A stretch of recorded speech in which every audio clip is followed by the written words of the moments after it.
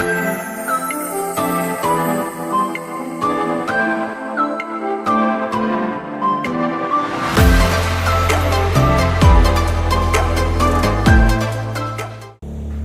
datang kembali. Di video kali ini kita akan membahas secara menyeluruh salah satu metode penelitian kualitatif yang sangat penting, mendalam, dan sering digunakan dalam berbagai bidang ilmu, yakni metode studi kasus.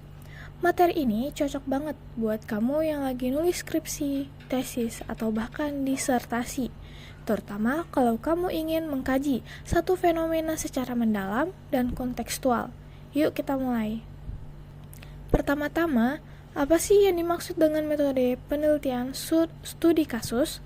Studi kasus adalah sebuah pendekatan penelitian yang bertujuan untuk memahami sebuah kasus secara utuh dan menyeluruh. Dalam konteks kehidupan nyata, dengan mempertimbangkan kompleksitas, interaksi antar faktor, dan berbagai sudut pandang yang terlibat. Pendekatan ini tidak bertujuan mencari kebenaran tunggal, tapi lebih menekankan pada pemahaman mendalam terhadap suatu peristiwa atau subjek yang unik. Misalnya, kamu ingin meneliti proses pembelajaran di sekolah inklusi, pengalaman guru dalam mengajar anak dengan kebutuhan khusus, atau bagaimana komunitas adat menjaga lingkungan secara lokal. Semua itu bisa dikaji melalui studi kasus.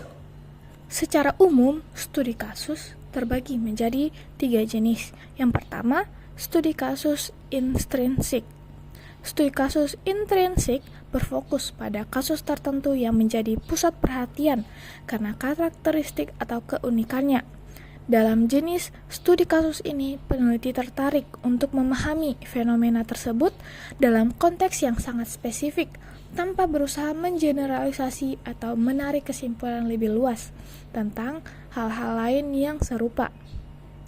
Dengan kata lain, fokus utama dari studi kasus intrinsik adalah untuk mempelajari kasus itu sendiri dan bukan untuk mengembangkan teori atau prinsip yang lebih umum.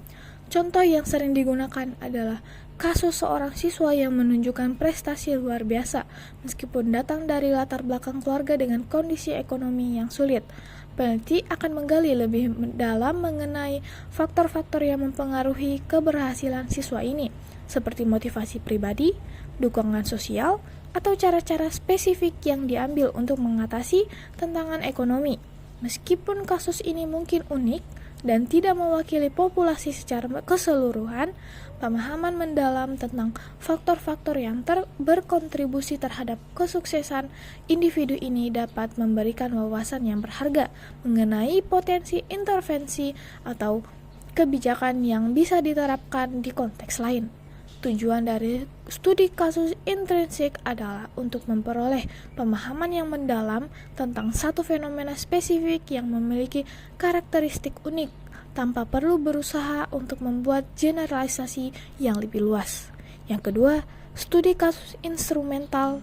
Studi kasus instrumental berbeda dengan studi kasus intrinsik, karena dalam pendekatan ini, kasus yang dipilih tidak hanya penting untuk dirinya sendiri, tetapi juga digunakan untuk memahami isu atau fenomena yang lebih besar. Studi kasus ini lebih fokus pada bagaimana satu kasus dapat memberikan gambaran yang lebih luas mengenai sebuah teori, isu, atau konsep yang sedang diteliti. Kasus dipilih bukan karena keunikannya, tetapi karena kemampuannya untuk memberikan wawasan yang lebih besar atau memperjelas pemahaman tentang sebuah pemasalah yang lebih umum. Contohnya, jika peneliti ingin memahami bagaimana implementasi kurikulum baru di sekolah Indonesia, mereka mungkin memilih satu sekolah sebagai studi kasus untuk melihat secara detail bagaimana kurikulum tersebut diadaptasi dan diterapkan dalam praktik. Meskipun fokusnya pada sekolah tersebut, hasil temuan dari studi ini akan memberikan pemahaman yang lebih luas mengenai tantangan dan keberhasilan dalam implementasi kurikulum baru di konteks yang lebih besar. Dalam studi kasus instrumental, tujuan utamanya adalah untuk menggunakan satu kasus untuk menggali atau mengilustrasikan ide atau fenomena yang lebih besar, sehingga Studi ini seringkali mengarah pada yang ketiga, studi kasus kolektif atau multiple case studies. Studi kasus kolektif juga dikenal sebagai studi kasus multiple, melibatkan analisis dari beberapa kasus yang memiliki kesamaan tertentu dengan tujuan untuk membandingkan dan mencari pola kesamaan atau perbedaan di antara kasus-kasus tersebut. Pendekatan ini memungkinkan peneliti untuk mendapatkan wawasan yang lebih komprehensif dengan melihat lebih dari satu kasus yang dapat memperkaya pemahaman mengenai fenomena yang sedang diteliti. Contoh dari studi kasus kolektif adalah membandingkan beberapa desa yang terlibat dalam program konservasi lingkungan. Peneliti bisa menganalisis keberhasilan dan tantangan yang dihadapi masing-masing desa dalam program tersebut untuk mengidentifikasi faktor-faktor yang menyebabkan perbedaan hasil antar desa. Dengan membandingkan lebih dari satu kasus, peneliti dapat mengidentifikasi pola-pola umum yang muncul dan memahami konteks yang mempengaruhi hasil-hasil tersebut.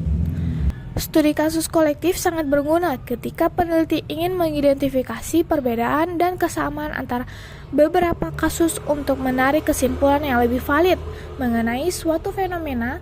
Dengan mengumpulkan data dari berbagai kasus, peneliti dapat menggali lebih dalam mengenai faktor-faktor yang mempengaruhi hasil dan memahami konteks yang lebih luas. Pendekatan ini memberi ruang untuk melihat bagaimana fenomena atau isu yang sama muncul dalam berbagai situasi dan bisa membantu dalam pengembangan teori yang lebih kuat dan berbasis pada data empiris yang lebih beragam. Perbedaan utama antara tiga jenis studi kasus. Yang pertama, ada fokus. Studi kasus intrinsik menyoroti kasus itu sendiri karena keunikannya, sementara studi kasus instrumental lebih fokus pada bagaimana kasus tersebut digunakan untuk memahami fenomena yang lebih besar. Studi kasus kolektif, di sisi lain, melihat beberapa kasus secara bersamaan untuk menemukan pola atau perbedaan. Yang kedua, tujuan. Tujuan studi kasus intrinsik adalah untuk memahami fenomena yang unik, sedangkan tujuan studi kasus instrumental adalah memperjelas atau menggali isu yang lebih besar. Studi kasus kolektif bertujuan untuk membandingkan berbagai kasus untuk menggali pola atau perbedaan yang lebih umum. Yang ketiga, konteks penggunaan. Studi kasus intrinsik biasanya digunakan ketika peneliti ingin fokus pada satu kasus yang sangat khas, sementara studi kasus instrumental digunakan untuk membantu dalam memahami teori atau isu tertentu, dan studi kasus kolektif digunakan untuk melakukan komparasi antara beberapa kasus guna mengidentifikasi pola atau hubungan yang lebih umum. Lalu, bagaimana proses penelitian studi kasus dilakukan? Nah, langkah-langkah dalam studi kasus meliputi beberapa tahapan penting. Yang pertama, peneliti perlu memahami dan mendefinisikan kasus secara jelas. Apakah itu individu, kelompok, institusi, atau situasi tertentu? Pemilihan ini harus berdasarkan pertimbangan teoritis dan relevansi terhadap tujuan penelitian. Kedua, merancang pertanyaan penelitian yang eksploratif dan terbuka. Karena sifatnya kualitatif, pertanyaan studi kasus biasanya bertujuan menggali bagaimana dan mengapa sesuatu terjadi, bukan hanya apa. Langkah ketiga adalah pengumpulan data. Disinilah studi kasus menunjukkan kekuatannya. Ia menggunakan data triangulasi, yaitu menggabungkan berbagai sumber data seperti wawancara mendalam, observasi partisipatif, analisis dokumen, rekaman audiovisual, hingga artefak yang relevan. Proses ini memungkinkan peneliti melihat fenomena dari berbagai perspektif, memperkuat validitas temuan. Langkah keempat adalah analisis data. Studi kasus menggunakan teknik analisis tematik atau naratif, di mana peneliti mencari pola, makna, atau insight dalam data. Peneliti menyusun narasi kasus, membandingkan antar informasi, dan merefleksikan bagaimana data tersebut menjawab pertanyaan penelitian. Seringkali proses ini tidak linear, melainkan bersifat siklikal. peneliti bisa kembali ke lapangan atau dokumen untuk memperdalam interpretasi. Langkah kelima adalah penyusunan laporan. Studi kasus biasanya ditulis secara naratif dengan menggabungkan cerita, kutipan langsung, data kontekstual, dan refleksi peneliti. Struktur laporan bisa fleksibel, tetapi harus memuat deskripsi kasus, analisis, interpretasi, dan diskusi teoritis yang memadai. Kejujuran intelektual sangat penting di tahap ini, termasuk dalam mengakui keterbatasan dan subjektivitas. Tentu saja seperti metode lainnya, studi kasus memiliki kelebihan dan kekurangannya. Kelebihannya yaitu yang pertama, pemahaman kontekstual yang kaya. Studi kasus memungkinkan peneliti memahami fenomena secara utuh dalam konteks alaminya dengan mempertimbangkan faktor sosial, budaya, ekonomi, dan politik yang mempengaruhi. Ini menjadikan hasil penelitian lebih realistis dan relevan dalam dunia nyata, karena menggambarkan bagaimana teori bekerja dalam praktik. Yang kedua, eksplorasi mendalam terhadap fenomena kompleks. Jika kamu meneliti sesuatu yang belum banyak diteliti atau terlalu kompleks untuk didekati secara kuantitatif, studi kasus adalah pilihan tepat. Ia memungkinkan eksplorasi mendalam atas isu yang melibatkan banyak variabel, interaksi sosial, atau perubahan dinamis seperti perilaku organisasi, pembelajaran di kelas, atau konflik sosial.